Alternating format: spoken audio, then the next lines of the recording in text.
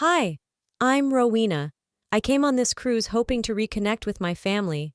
Instead, my mother dropped my baby off the deck and smiled like it meant nothing. Delilah filmed it. They thought they could rewrite the truth, but they didn't know 47 phones were watching.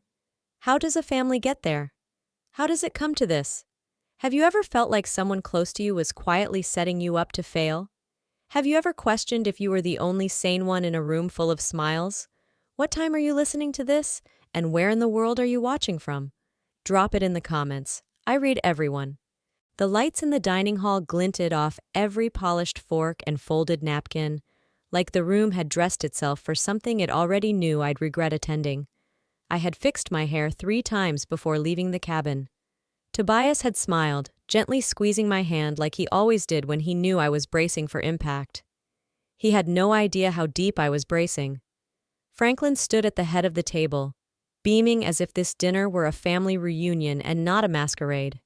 He welcomed each guest with warmth.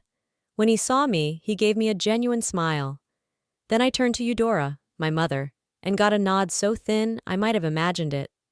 Delilah, of course, was already holding court with 2 influencers and the cruise's head photographer. She didn't acknowledge me, not until the camera swung my way. "Oh, there's Rowena," she chirped, eyes still glued to her reflection in her phone. "Our onboard nanny, always working." The photographer laughed. I didn't. Neither did Maeve, who squirmed on my shoulder. I kissed her temple. I was seated 4 chairs down from Franklin, far from Delilah, farther from dignity. Dinner began with toasts. Franklin raised a glass to family and future. Delilah jumped in before he sat down. "And let's not forget the real MVP, Rowena. She's been doing all the mothering while we handle everything else." The laughter was quick and rehearsed. Franklin chuckled out of politeness. Eudora said nothing, just dabbed the corner of her mouth with her linen napkin, like she hadn't just watched her younger daughter be dressed down in front of 30 people. I held Maeve tighter.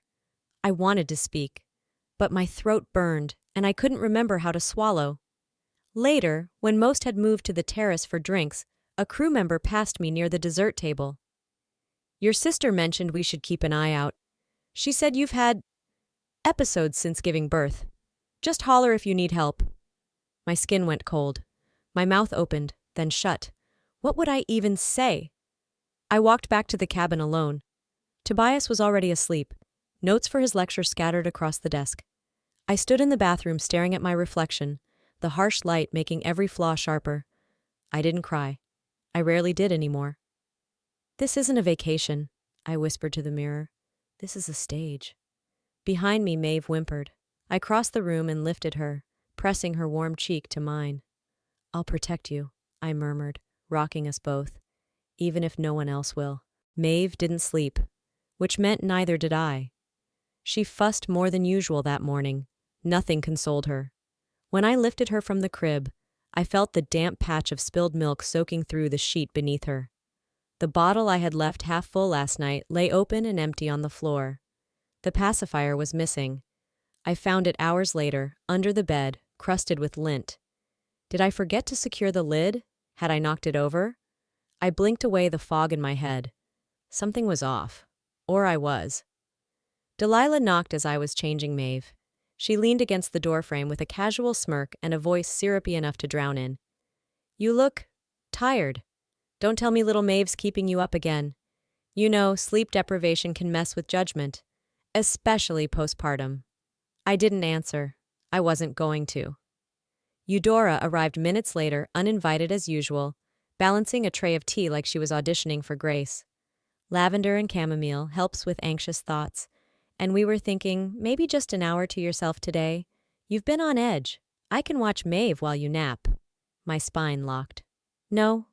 She blinked once, twice. "Don't be dramatic, it's just tea." Maeve whimpered in my arms. I held her closer. After they left, I sat on the bed and watched the baby monitor blink steadily. It wasn't the same rhythm it had yesterday. I checked the storage log. The entire past night, gone. 8 hours of footage, deleted or wiped or never recorded? I pressed play, static, just white noise and a timestamp that never changed. I checked the monitor's serial tag. It was the same brand, same model, but something was off. The buttons were cleaner. The adhesive tab I'd marked had been removed. I walked to the service deck and pulled aside a young crewman. "Hey, quick question. Do you guys ever move equipment between cabins?" He tilted his head. "Not unless there's a request. But your sister told us to flag anything odd. She said you've been misplacing items. Maybe check under the crib. She said that's usually where you find things."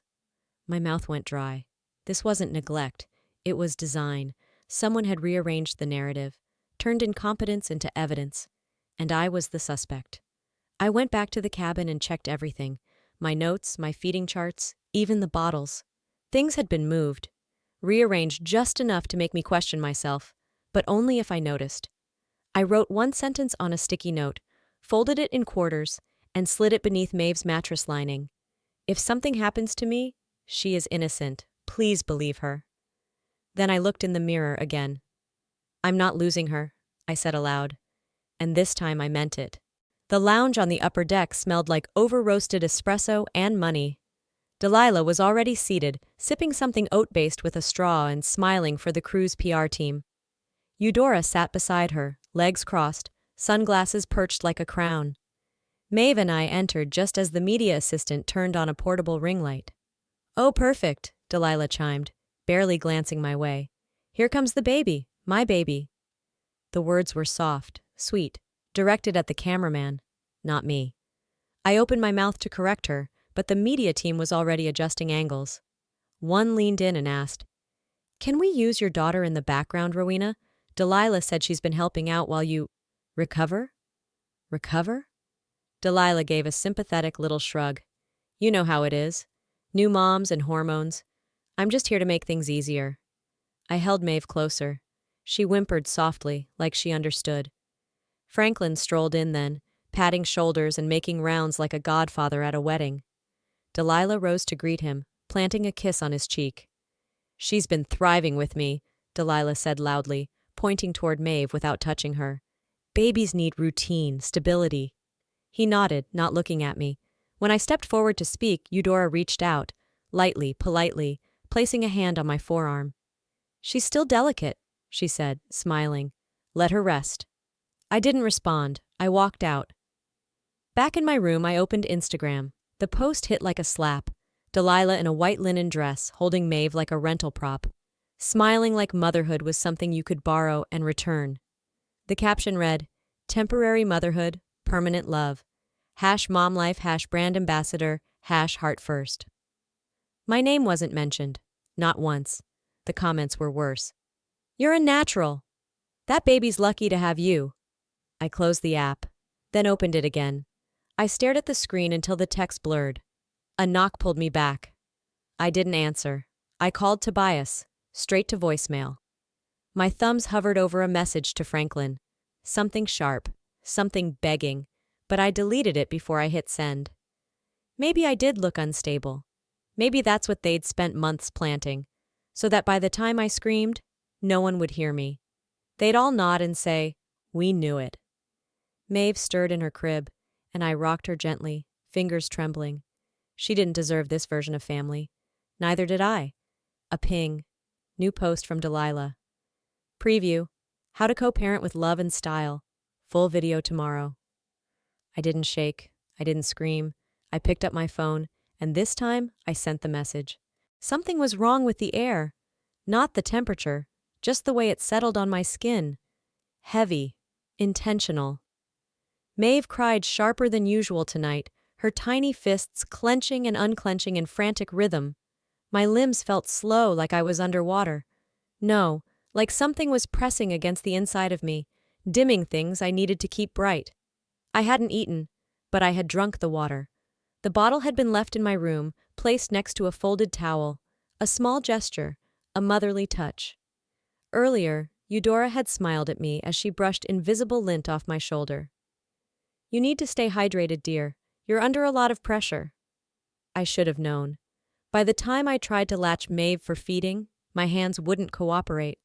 My fingers trembled as if trying to unwrite something they had agreed to hours ago. The fog in my brain thickened, but even through it, I could feel it. This wasn't exhaustion. This was something else. I needed air. The hallway was quiet, muffled by carpet and luxury. My bare feet made no sound, but my breath did. Shallow, tight. I passed the guest suite 2 doors down. Its door wasn't closed all the way. I should have kept walking. Delilah's voice filtered through the gap, cool and amused. If she slips, who would know? It's a cruise. Accidents happen. Eudora responded, her tone practiced. A tragic fall. That's what it will be. No one questions grief, especially when she was already unstable. I stopped breathing. My hand pressed against the wall beside the door. It felt cold, steadier than I did. I stayed there for several seconds, maybe a lifetime, listening to the people who raised me plan my disappearance like a scheduling conflict. I didn't move until their voices turned to laughing.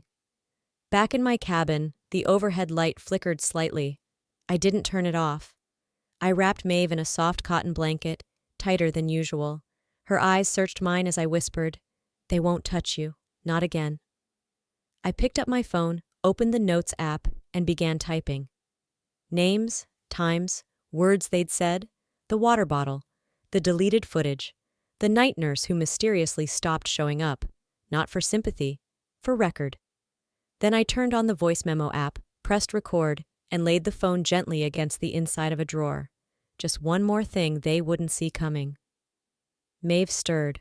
I kissed the top of her head and stepped into the hallway again, this time barefoot and invisible.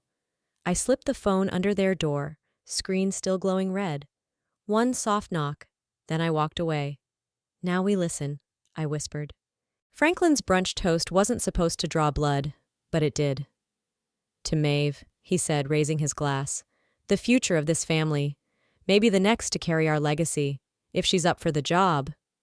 The room chuckled. Polite, safe, but not Delilah. She didn't laugh. She blinked slowly, then leaned toward Eudora, whose wineglass paused midair. Something unsaid passed between them. I smiled the way a hostage might, calm, contained, while calculating escape. Franklin turned to Tobias. "You've done well, son. Your family is growing beautifully." Tobias smiled, oblivious. But I saw it, the shift. I felt it like static in my teeth. After brunch, I slipped away to nurse Maeve. On my way back to the main hall, I heard voices in the side corridor near Franklin's private lounge. "I've been the stable one, the visible one," Delilah hissed. "If anyone's fit to help guide Maeve's future, it's me." "She's emotional," Eudora added. "Still drowning in hormones. You've seen the way she clings to that baby. It's not healthy." I stood frozen, not even blinking. Delilah's voice sharpened. "You want to know what a legacy looks like? It's someone who can represent the family without crying on camera." I stepped back before they saw me, heart pounding in my throat. I didn't know if it was fear or fury. Later, I found them again, Delilah leaning toward Franklin's ear during a quiet stroll on the upper deck. "If anything ever did go to Maeve," she said, her voice like sugar water, "I'd be happy to manage it. Until she's old enough, I'd make a great role model." Franklin didn't answer, but he didn't disagree. Something inside me cracked. That night, I confronted Eudora outside her cabin. "You want control. Over me, over her. But I'm not that girl anymore." She smiled, calm, flat. "Then prove it." She turned and closed her door. I walked back to my cabin and opened the private notes app on my phone. The title came fast. "For the attorney should anything happen." I wrote names, dates, what I'd heard, what I knew. Then I looked at Maeve, still in her onesie with ducks printed across the chest. Tiny fists curled near her chin. "You won't be a pawn," I whispered. "Not while I'm breathing." I didn't sleep. Not even a blink. I lay beside Maeve in the dim morning light, counting her breaths, watching the way her little hands curled into fists when the ship creaked. My body was still. My mind was not. There would be no more waiting. The onesie I chose for her was pale blue, soft at the seams. Just beneath the third button, I sewed the smallest piece of tech I'd ever held in my hand. The man at the port had called it a fail-safe for mothers. I doubted he'd known how literal that would become. I tested it twice, once with my hand, once with hers. A tiny squeeze, and it lit green, recording. The visible camera I left above the crib was a decoy, Let them find that one. Let them think they were winning. I headed down to the tech office with Maeve strapped to my chest, asking casual questions about the ship's Wi-Fi. The man at the desk was friendly, distracted. He showed me the guest network.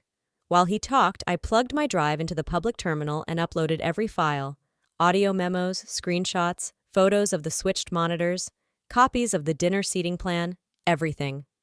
I sent the archive to my lawyer's private server with one subject line: in the event of my silence. Back in the cabin, I fed Maeve in silence. She watched me while she drank, like she knew something had shifted. That evening, the knock came as I stepped from the shower. I didn't answer. Eudora let herself in. She moved with grace like this was her suite and I was the guest. She lifted Maeve from her crib and rocked her slowly. "You'll be better off with us," she whispered into her hair. "You won't remember her meltdowns, her paranoia. You'll thank us someday."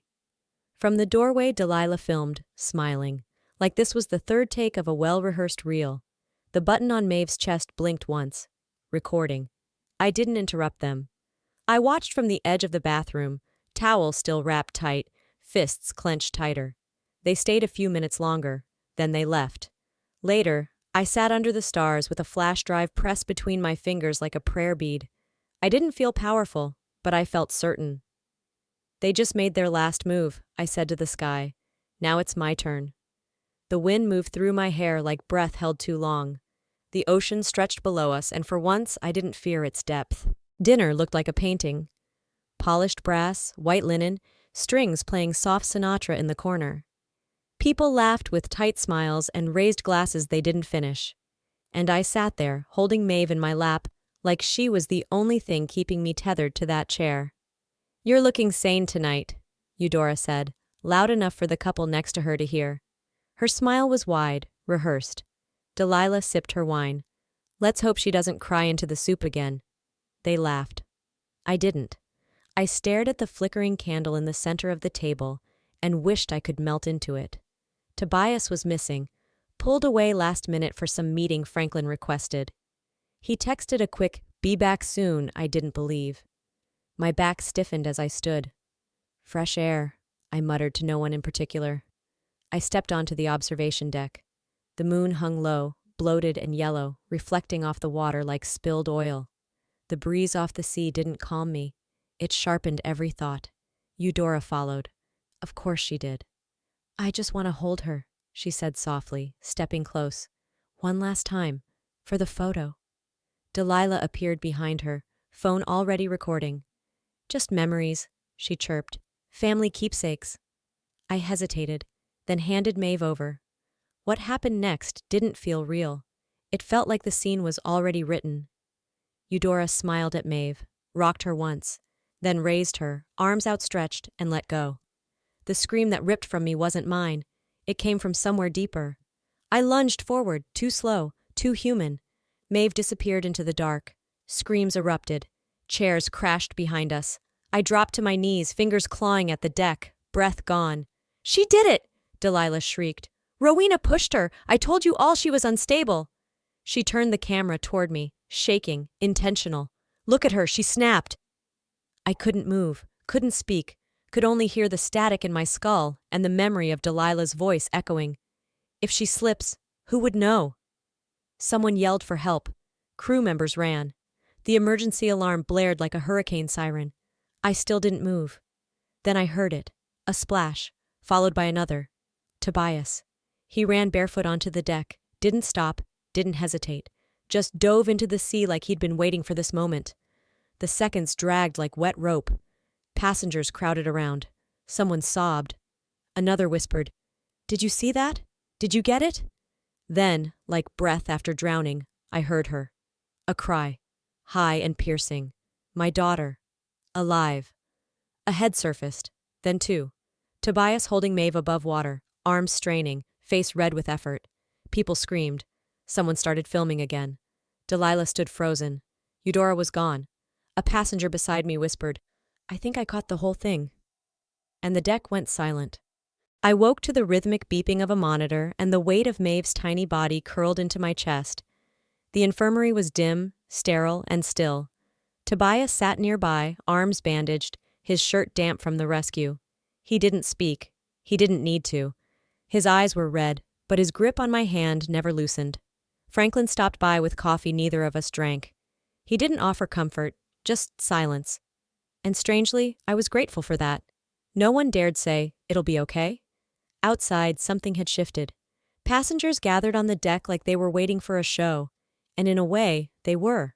One by one, phones went up, screens lit, voices whispered. The videos played in loops, different angles, same moment. Delilah filming, Eudora lifting Maeve, my scream. And then the drop.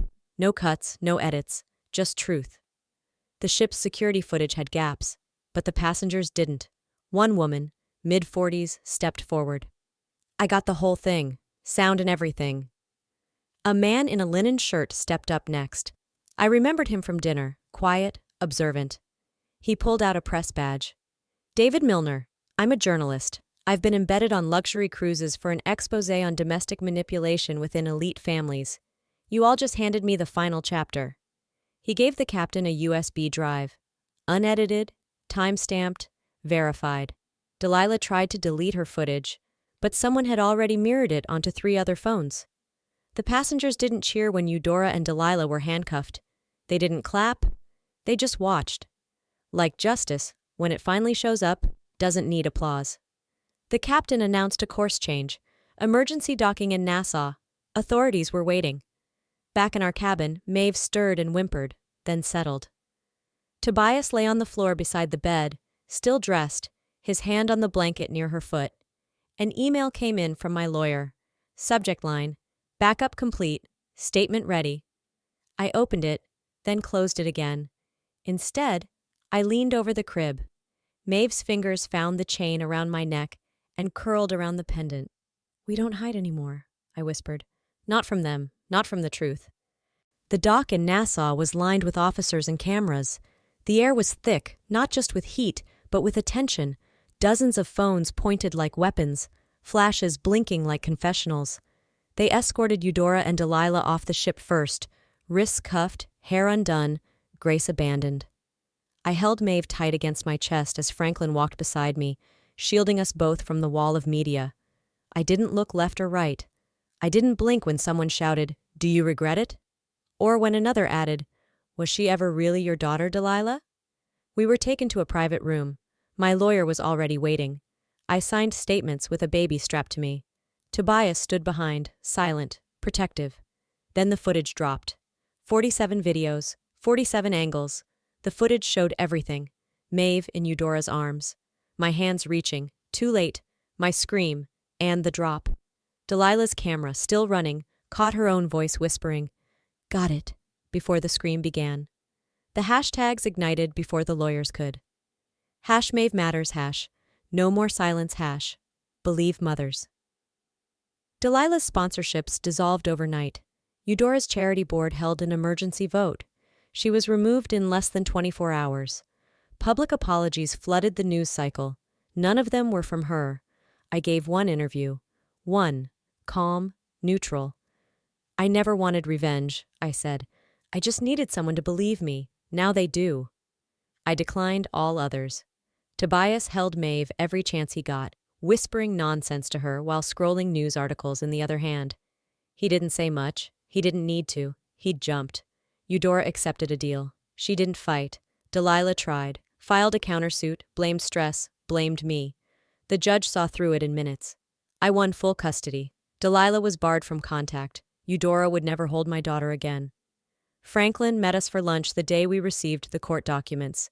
He didn't mention the case, just handed me a paper and said, "It's for Maeve, a trust, family protects family," when the cameras stopped rolling. That night, I sat on a hotel balcony. The city glowed below. Maeve slept in her bassinet, thumb in mouth, peaceful. A knock at the door. No one there. Just a basket, chamomile tea, a cashmere blanket, and a small envelope. Inside was a photo. Me as a baby, on Eudora's lap. On the back, in her handwriting. There were moments I tried. I just wasn't built right. I didn't cry. I didn't rip it up. I folded it, put it in the drawer, then turned to Maeve and whispered, "We're done hiding. Maybe survival isn't about fighting back with fists. Maybe it's about choosing to speak when no one's listening, and still speaking anyway. I learned that family isn't who shares your blood, but who chooses to protect you when no one's watching. I don't know if forgiveness is possible, but I know clarity is, and once you see the truth, you can never unsee it. Now I want to hear from you. Have you ever felt like the people closest to you were the ones pulling you apart? What would you have done differently if you were in my shoes? If this story touched something in you, left you thinking, feeling, remembering, drop a comment with a 1 inch or let me know where you're watching from. And if it didn't resonate, tell me why. I'm here to hear your truth too. And hey, if you're still reading this, still listening, subscribe to the channel so you never miss the next story.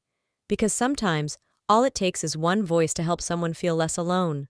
Maybe that voice today was mine. Maybe tomorrow it's yours.